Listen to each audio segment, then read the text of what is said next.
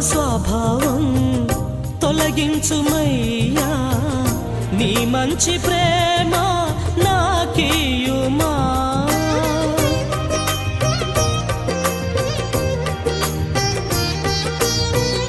నా పాప స్వభావం తొలగించుమయ్యా, నీ మంచి ప్రేమ నాకియుమా.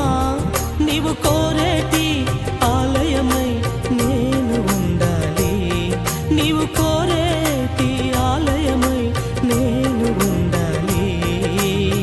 హృదయాసీనుడనా యేసయ్యా, హృదయాసీనుడనా యేసయ్యా, నీ రూపం నాలో